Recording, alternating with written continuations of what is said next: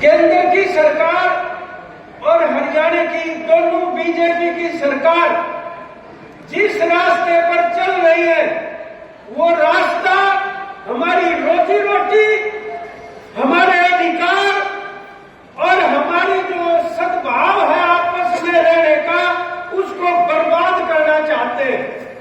इसका मतलब एक ऐसा निर्णय लेने की जरूरत है देश में भी और हरियाणा में भी कि इस बर्बादी के रास्ते को आगे नहीं चलने दिया जाएगा। यह निर्णय लेने के लिए आप आज यहां पर आए। क्यों? जिस चीज को भी हम प्रयोग करने की कोशिश करते हैं, इस देश में एक संविधान है, उसमें ये लिखा हुआ है कि हिंदुस्तान में पैदा होने वाला हर एक आदमी, चाहे वो स्त्री है, पुरुष है, बच्चा है, किसी धर्म को मानता है नहीं मानता है, सबको बराबर का अधिकार है और उसको सम्मानजनक जीवन जीने का हक है। ये हक आजादी की लड़ाई में जो इस देश की जनता ने कुर्बानियां दी, उसके बाद जो संविधान बना, उस संविधान के अंदर ये चीज लिखी गई। मजदूरों ने कहा हमें अगर हमारा न्यूनतम वेतन या जीवन जीने के लिए पर्याप्त वेतन नहीं दोगे तो हमें अधिकार है, संविधान ने दिया है, हम एकता करके संघर्ष करेंगे, लड़ाई लड़ेंगे और हड़ताल भी कर सकते हैं। ये कहा मजदूरों ने। किसानों ने कहा आप अगर हमारी फसल का, आपको मालूम है कि किसान और मजदूर ही देश को चला रहे हैं, उन्हीं की पैदावार से देश चल रहा है, लेकिन उसकी लूट हो रही है, कॉर्पोरेट सेक्टर लूट कर रहा है। जब ये कहा कि हमें न्यूनतम समर्थन मूल्य चाहिए, कांग्रेस ने जिक्र किया, बॉर्डर के ऊपर एक बुजुर्ग नेता 40 दिन से अनशन पे है, न्यूनतम वेतन चाहिए। तो किसान और मजदूर के साथ क्या किया? मजदूर को कहा तुम्हारा हड़ताल का कानून, यूनियन बनाने का कानून, नोटिस देने का कानून, 8 घंटे के काम का अधिकार, ये हम नहीं मानते। जो मांगा आपने की, उस अधिकार को ही खत्म करके कह दिया लेबर कोड चलेगा, श्रम कानून नहीं चलेंगे। न्यूनतम समर्थन मूल्य मांगा फसल का, उसके बाद उन्होंने कह दिया मंडी खत्म। 25 नवंबर को अभी एक उन्होंने योजना पेश कर दी देश के सामने, प्राइवेट मंडी हो जाएगी, कॉर्पोरेट वाले आएंगे खरीदने के लिए, कणक भी, कपास भी, गेहूं भी और तमाम चीजें। एक मिनट रुक जाओ ना भाई, तुम बीच में नहीं गलत छेड़ दिया यो काम। 1 मिनट रुक जाओ,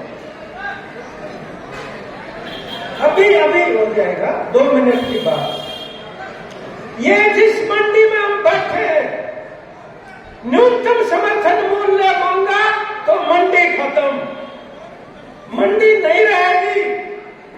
वो राष्ट्रीय प्रारूप बना दिया कृषि मंडी का, उस पर बहस चल रही है, लड़ाई होगी।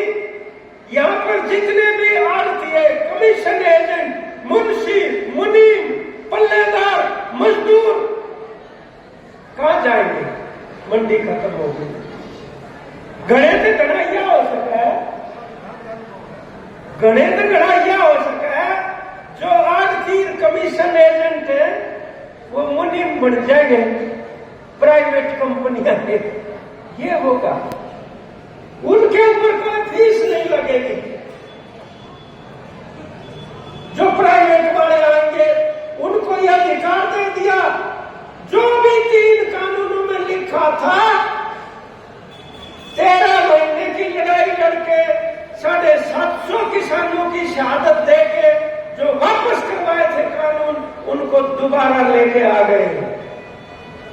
तो वो मांगा तो वो खत्म मंडी, और अधिकार और न्यूनतम वेतन मांगा तो आपके श्रम अधिकार खत्म। उसके बाद आपने ये कहा कि संविधान में लिखा हुआ है कि आप भेदभाव नहीं कर सकते, महिला में पुरुष में जाति के और धर्म के आधार के ऊपर आप नहीं कर सकते। तो उन्होंने क्या कहा, 400 सीट दे दो पार्लियामेंट की।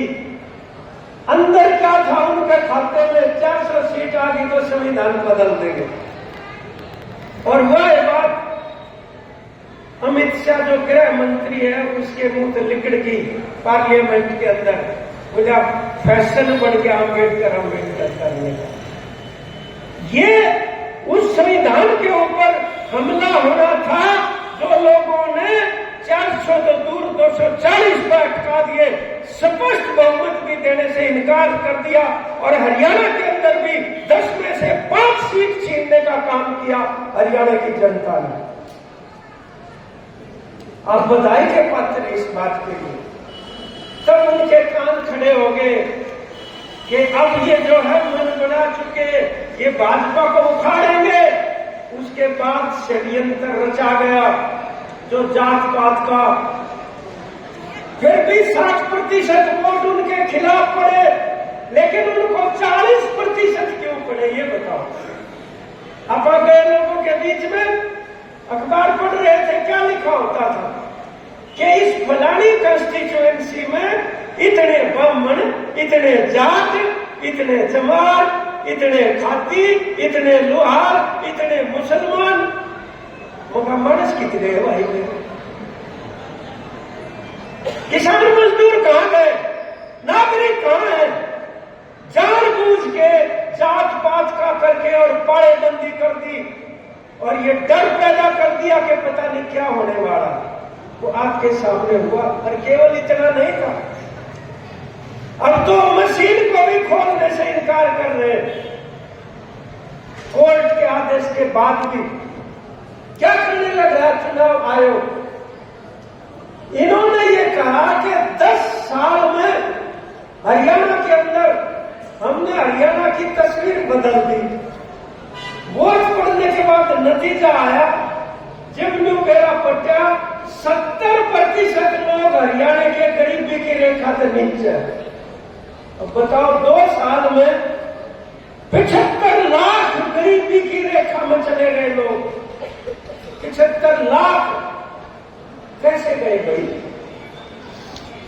या तो तुमने धोखाधड़ी करी है, वोट लेने खातिर नकली कार्ड बनाए, और न तो तुम यह मान लो कि हरियाणा में तरक्की को नहीं हुई। वास्तव में 100 में से 70 लोग गरीबी में चले गए। एक बात तो माननी पड़ेगी ना। अब ये आप उसका अंदाजा लगाओ कहां क्या क्या हुआ है। लेकिन आर्थिक स्थिति के बाद आप ये जवाब दें, सरकार 10 साल में लिंग अनुपात कम क्यों हो गया? पिछले साल जो 2024 में 1000 बच्चे पैदा हुए, उसके ऊपर 910 लड़कियां पैदा हुई। 1000 लड़के और 910 लड़कियां, 90 लड़की की चली गई। वह भी 1000 होनी चाहिए थी। और बराबर में बैठी है महिलाएं, इधर आज भी इधर महिलाएं। अब महिलाएं पीछे नहीं है, अब वो हर चीज में आगे आना चाहती है। वो अपने भेदभाव के खिलाफ लड़ना जानती है। सामने आई है सड़कों के ऊपर हरियाणा की महिलाएं। तब उन्होंने फैसला किया पहला मत होने दो। अपन अच्छा खासा मेहनत करके, प्रचार करके कि सब बराबर है, लड़का लड़की में कोई फर्क नहीं है, तो ये दोबारा क्यों शुरू हो गया? लिंग अनुपात का फर्क भगवान की मर्जी थोड़ी है कि उन्होंने 90 लड़कियां पैदा को नहीं होती ना। मर्जी तो कहीं ना कहीं मशीन की है। किसकी मशीन, कहां चल रही है, क्या होने लग रहा है, ये सवाल है अपने लिए। तो समाज आगे में कहां बढ़ रहा है अगर लड़कियों को पैदा ही नहीं होने दिया गया? खेल में भी आ गए, पढ़ाई में भी आ गए, काम करने में भी आ गए, ईमानदारी मेहनत के अंदर भी आ गए, घरों को चला रही है, तो कम क्यों पैदा हो गई? ये ऐसे समाज चलता रहा तो उसका आप क्या बनाना चाहते हैं? हमारे सामने चुनौती है। आज इतनी मजबूती के साथ आप यहां पर आए, हम ये सोच रहे थे इतनी सर्दी, इतने बुलाए भी ना थे, कुर्सी भी थोड़ी थी, खड़े भी रह गए। यह बात इस बात का सबूत है कि आप अपनी रोजी रोटी, आप अपने अधिकार और आप अपनी एकता को बनाए रखने के लिए लड़ना चाहते हैं, संघर्ष करना चाहते हैं। और इस सम्मेलन के अंदर वो फैसला अपन लेकर उठेंगे यहां से और वो जनता के बीच जाएंगे। ये कम्युनिस्ट पार्टी है। कम्युनिस्ट पार्टी इस देश को, इस देश के अंदर इनकलाब करना चाहती है। नारा आप भी इनकलाब जिंदाबाद का लगाते हैं। इसका मतलब भी ढूंढने की जरूरत है कि ये इनकलाब है क्या है। इनकलाब का मतलब है जो ऊपर बैठा राज करा है वर्ग, वो तड़े, और जिनका ऊपर राज हो रहा है, जिनकी लूट हो रही है, वह ऊपर जाके इसलिए इनकलाब कहते हैं। देख लो, इस खातर के करने की जरूरत है। करने की तो जरूरत यह है कि पहले दुश्मन को पहचान ले। अपन दुश्मन है कारपोरेट, किसान की लूट भी कारपोरेट कर रहा है, वही एमएसपी को भी खत्म कर रहा है। और मजदूर के जो लेबर कोड लेके आया है, जो 12 घंटे और 16 घंटे के काम की इजाजत देगा, न्यूनतम वेतन नहीं देगा, वो भी कारपोरेट है। तो दोनों की लूट करने वाला कारपोरेट है। इसलिए हम कहते हैं किसान और मजदूर की एकता होगी, तब जाके किसान की लूट भी रुकेगी और मजदूर की लूट भी रुकेगी। और तब जाके हम जो हमारी आजादी के आंदोलन में जो चीज स्थापित हुई, जनता ने जो सपने देखे, वो तब पूरे हो पाएंगे कि महिला और पुरुष में कोई भेदभाव नहीं रहेगा। किसी भी जाति विशेष के साथ, किसी भी धर्म और मजहब को मानने वाले के खिलाफ किसी भी प्रकार का भेदभाव नहीं होगा। अभी हम कॉमरेड सीताराम येचुरी का कैलेंडर, उनकी असामयिक मृत्यु हो गई, बड़ा भारी नुकसान हुआ देश को और इनकलाब के उद्देश्य के ऊपर।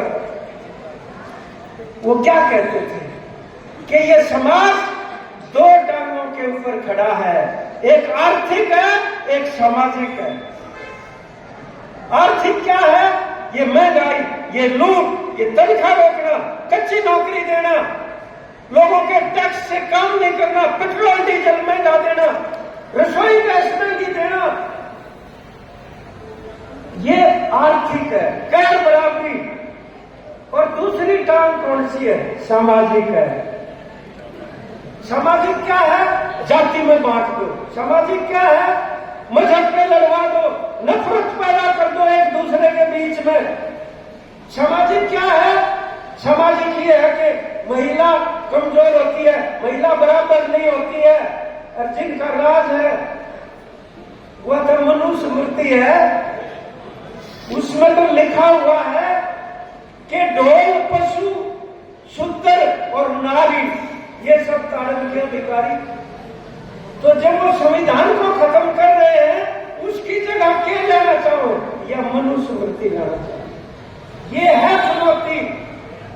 तो इसलिए आर्थिक और सामाजिक दोनों तरह के भेदभाव और दोनों तरह के शोषण के खिलाफ खड़ा होना पड़ेगा, तब जाके समाज बदलेगा।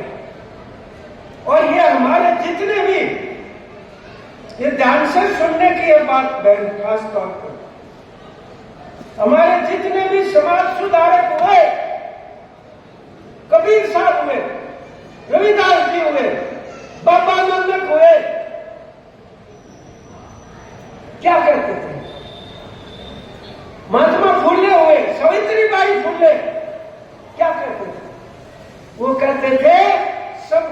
मालिक एक है। ये नहीं था कि गॉड अलग है, परमात्मा अलग है, भगवान अलग है, ईसा मसीह अलग है या वाहिगुरु अलग है। सबका मालिक एक है। और अगली बात क्या कहते थे, वो कहाँ है? बोला सबके भीतर है, अब अपना ढूंढ लो, कितने जान की जरूरत नहीं। कबीर साहब के पास मौलवी भी आ गए और मंदिर का पुजारी भी आ गया शिकायत करने कबीर साहब के पास। क्या बोले?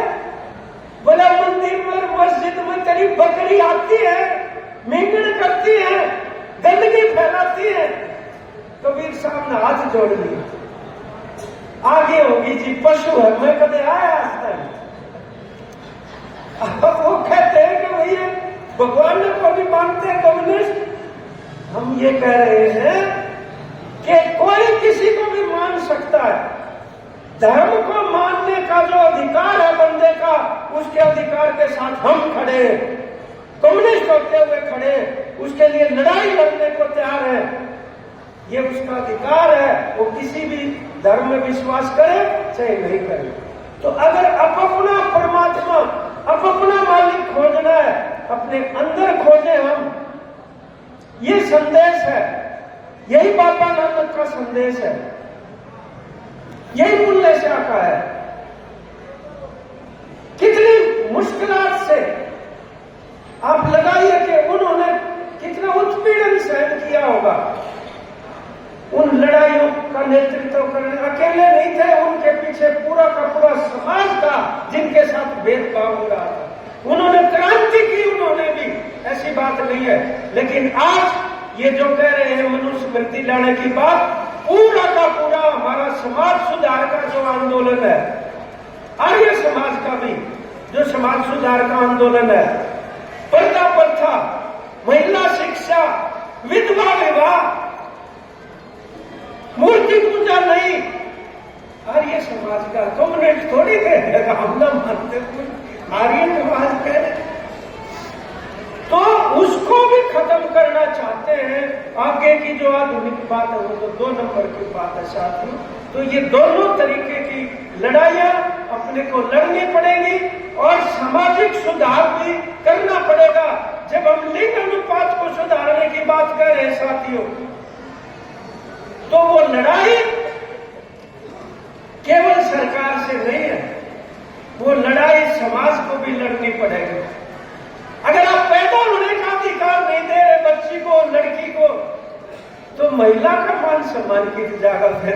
अंदाजा लगा लो, जो पैदा हो रही उनकी गला क्या बनेगी, वो तो आपको देखने लग रहे जो बनेगी। इसलिए ये समाज के ऊपर एक चुनौती है कि हम इस समाज को बराबरी का समाज बनाना चाहते हैं, ये कम्युनिस्ट पार्टी का। और दूसरी बात, जो खेती बाड़ी की, रोजगार की, न्यूनतम वेतन की, न्यूनतम समर्थन मूल्य की, कर्जे की, ये जो सवाल है, यह लड़ाई हमारी सरकार से है। लेकिन क्या अकेली कोई पार्टी लड़ सकती है क्या? कामरेड नीलोत्पल ने भी बोला आपके सामने कि कम्युनिस्ट पार्टी अकेली नहीं लड़ सकती, वामपंथी पार्टियां इकट्ठी हो जाए तो भी वो छोटी रह जाती है। सभी पार्टियों को इस काम के अंदर साथ आना चाहिए और लोगों के हकों के लिए, अधिकारों के लिए, सामाजिक न्याय के लिए सभी पार्टियों को इकट्ठे होकर आज लड़ने की जरूरत है। ये संदेश आज हमारे सामने से उभरता है साथियों, और इसलिए हम एक मजदूर के रूप में भी, एक किसान के रूप में भी, एक कर्मचारी के रूप में भी, एक महिला के रूप में भी, एक दलित के रूप में भी, और सबसे बड़ी बात है एक नागरिक के रूप में इकट्ठे होकर लड़ेंगे, तब जाके ये परिवर्तन की लड़ाई हमारी आगे बढ़ पाएगी साथियों। ये निश्चय करने की जरूरत है। हमें फक्र है इस बात का कि हम इन मुद्दों के ऊपर लड़ते रहे हैं, हरियाणा के समाज में, देश के एक परिवर्तन लाना चाहते हैं। और आज हम इस मंच से ये कह रहे हैं कि वहां पर जो आमरण अनशन डल्लेवाल साहब कर रहे हैं, न्यूनतम समर्थन मूल्य की कानूनी गारंटी के लिए संयुक्त मोर्चे ने टोहाना में और मोगा के अंदर बहुत बड़ी बड़ी लाखों की किसानों के कच करके पंचायतें और पूरा का पूरा नेतृत्व कल खनौरी के ऊपर, बॉर्डर के ऊपर गया और ये संदेश दिया कि मोदी सरकार इस भ्रम में नहीं रहे कि उसने किसानों की एकता को तोड़ दिया है। संयुक्त किसान मोर्चा अभी भी इकट्ठा है, आगे भी इकट्ठा रहेगा, ये संदेश देके आए।